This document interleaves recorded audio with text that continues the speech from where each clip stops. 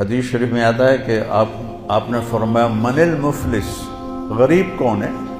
کہا جی من لا درہم لہ، جس کے پاس پیسے نہ ہوگا نہیں۔ المفلس من امتی من یاتی یوم القیامہ بالحسنات امثال الجبال، سب سے غریب آدمی میری امت کا وہ ہے جو قیامت کے دن لائے گا نیکیاں پہاڑوں کی طرح، لیکن چکر باز تھا، اس کا مال لوٹا، اس کا مال لوٹا، اس کے پیسے دبائے، اس کی زمین پہ قبضہ کیا، اس کی زمین پہ قبضہ کیا، قبضہ مافیا پورے 4 صوبوں میں کام کر رہا ہے، تو ان زمینوں پہ قبضے کیے، پٹواری حاضر اور تحصیلدار حاضر، اوپر تک سب لائن حاضر ہوتے ہیں، سب کو جا رہا ہوتا ہے۔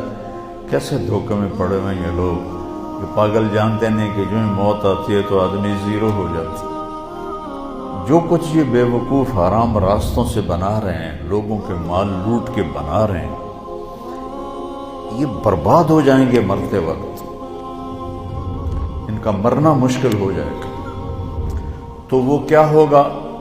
لوگ آئیں گے، یا اللہ اس نے میرا مال دبایا، اس نے میری زمین دبائی، اس نے میرے ساتھ یہ کیا، اس نے میرے ساتھ یہ کیا۔ کہ اچھا اتنی نیکیاں تو لے جا، اتنی تو لے جا، اتنی تو لے جا، اتنی تو لے جا، اتنی تو لے جا۔ ایسا ساری نیکیاں لوگ لے جائیں گے اور لوگوں کے حق باقی ہوں گے۔